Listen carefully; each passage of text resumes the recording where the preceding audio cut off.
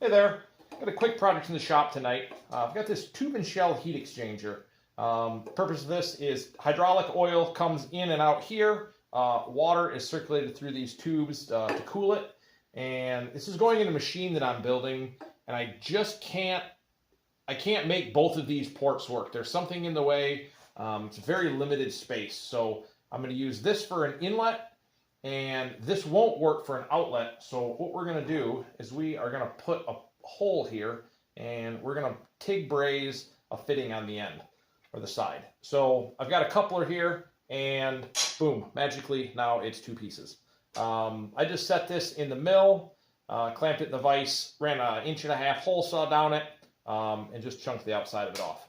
So now we'll run over to the mill, get this thing fixtured in there, drill a hole through the side, then get this cleaned off, and yeah, TIG braze that on there. All right, here we are over in the mill. The biggest problem with stuff like this is not drilling the hole. That's the easy part. It's holding this thing in the vise or table or whatever we're doing so this thing doesn't come out and wing all over the place. If this was going this way, we'd be okay, almost, because we've got enough area to clamp on that's rigid, but we're not going that way. We're going this way, and there's barely a whisper of that to hold on to, and it's on radius, so if we start moving this, it's just going to come out of here. So 1, 2, 3 blocks are your friend in this situation. And we're just going to, and we've got this nice flange here, so we'll throw a 1, 2, 3 block on that side, and this side here. Another way you could do this, if this area was flat, but there was like a, I don't know, if there was some big feature in the back, you could put something in the back behind it and press against that and kind of hold on this section. But we've got this nice flat surface, so we are going to use that. That's going to go there.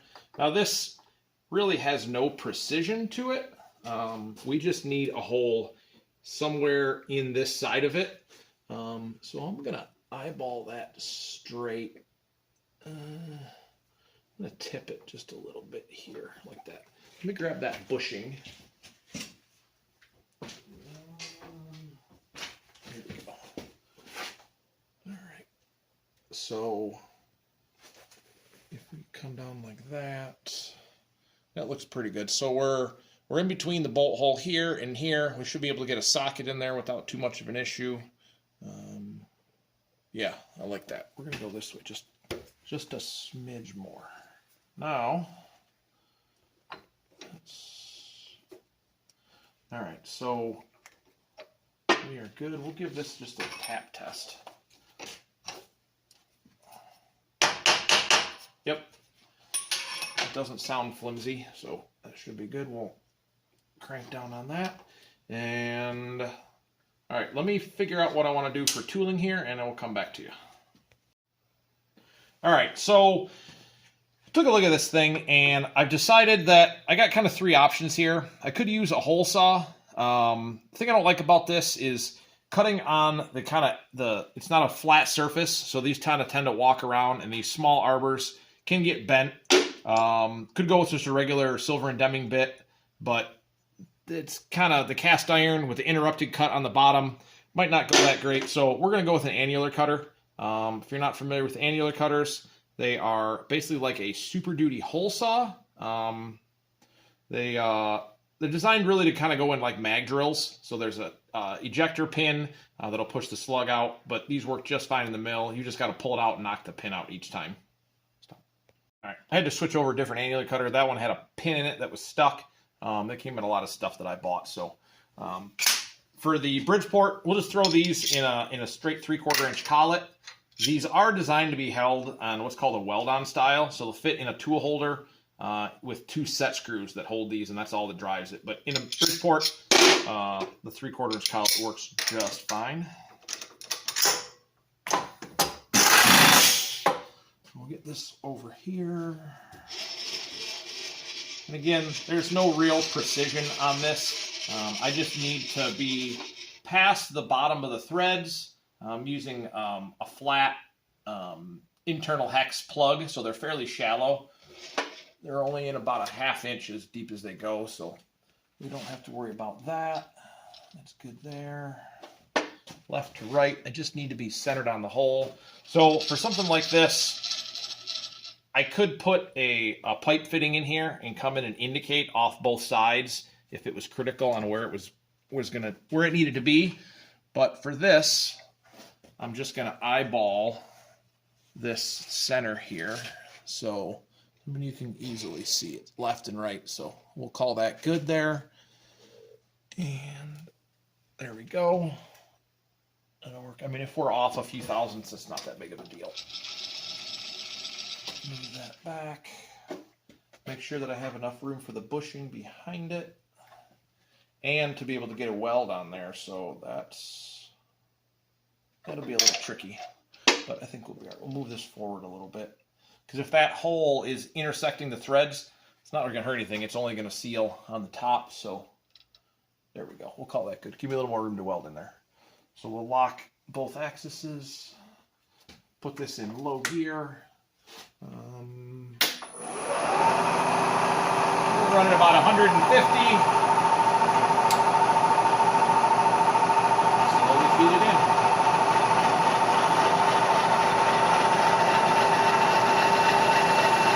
I'm going to ease it in nice and slow because we've got that interrupted cut. Well, not interrupted cut, but just the unevenness on top. So once that gets in there, we'll feed with a little more pressure.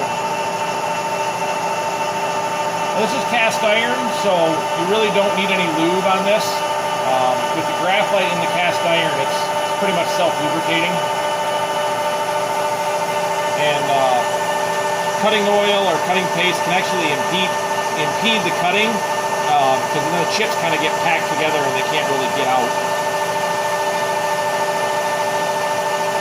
And this bit definitely feels dull. I'm not going to use this one again.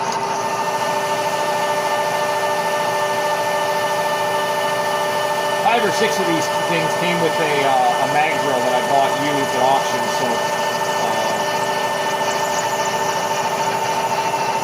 now when you come to the end, you can kind of feel it and hear it coming through. You want to ease up so that it doesn't grab. There we go. Get some air and blow this off real quick.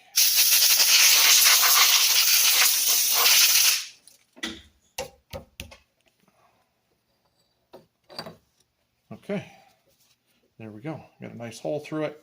It's pretty well centered. Looks good on the inside. Let's get this cleaned up. We'll just hit this with a little die grinder and start brazing this thing on there.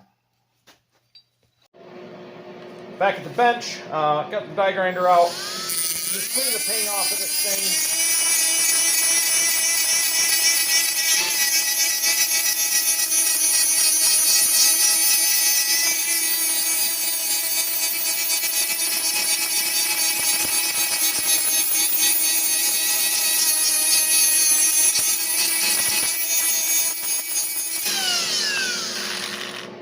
All right, perfect. Now I want this outlet square to this back face. I don't really care where it's at this way, but I do want it square here. So I've got this little aluminum square that I made. That will square it with the back, and it kind of holds it. This casting's got some draft to it, so that wants to taper forward a little bit. So I'm just going to get that wiggled around until that feels right. And we'll take this little Bessie clamp. This is proving to be difficult. There we go. That's better. Okay. I'm going to grab a hammer and just tap that down a little bit, so it's got some pressure on it.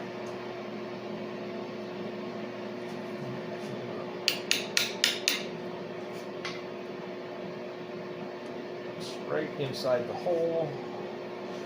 This is not a real high flow unit. It doesn't see a ton of water flow through it. So this 1/2-inch port's going to be just fine. So we are going to TIG braze this on. TIG brazing is using silicon bronze rod, similar to like torque brazing, but you're using a TIG welder instead. The idea is that you really don't want to melt the base metal. You're just heating it to the point where it'll accept the filler metal, where it wets itself out. Instead of having flux on this like a regular brazing rod does, you've got the argon shielding gas, and it's just a lot more controllable than brazing, and you also don't put as much heat into the part. Now, if this was a real high-strength part that needed to hold a lot of load, I'd probably braze it, but being that it's just a water outlet that holds basically just, there's no pressure on this side of it, so this is going to be just fine for this. I'm going to heat this up with a torch a little bit, just get a little bit of heat into it. I'm not worried about it cracking, but it'll accept weld better if we get a little bit of temperature in it.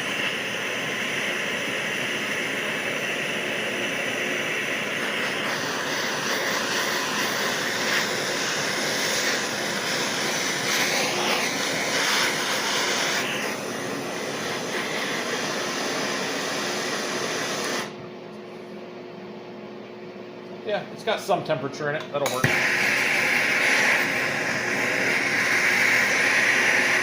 that sit in there for a second while it's situated. All right.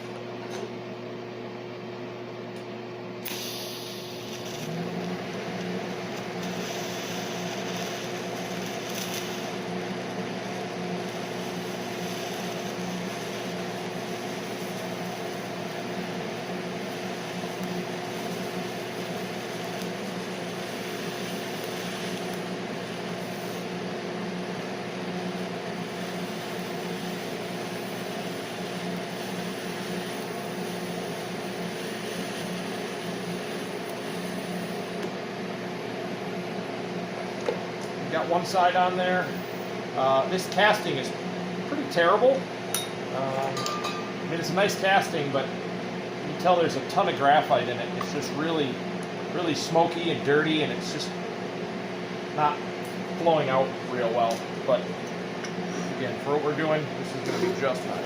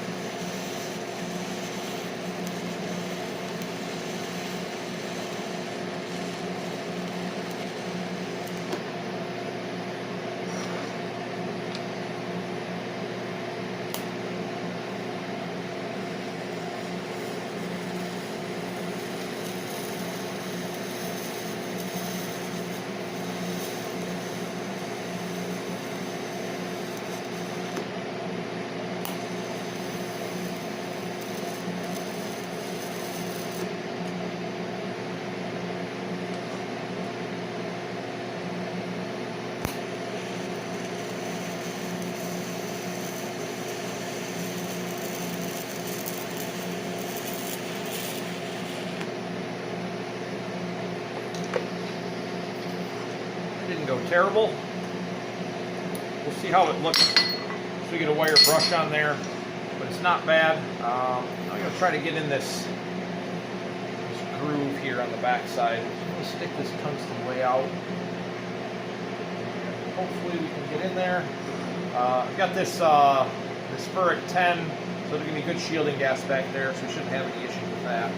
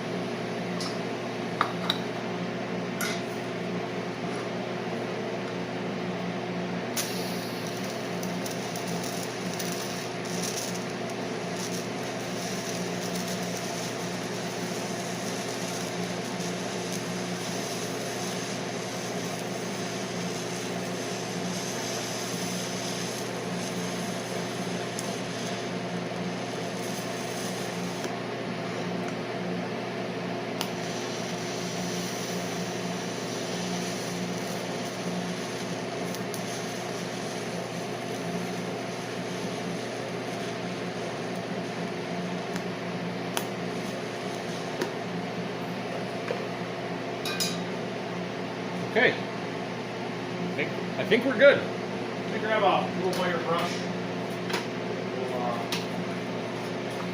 We'll get this thing cleaned up and see what it looks like.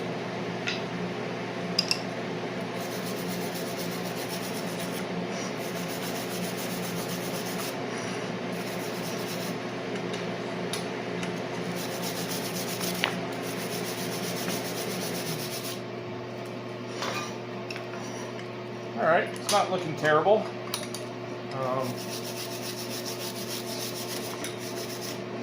Not the most beautiful weld ever, but I think it's going to hold just fine. Silicon bronze can be welded real nice, and on just regular bare steel, it does weld quite nice. It wets out really good.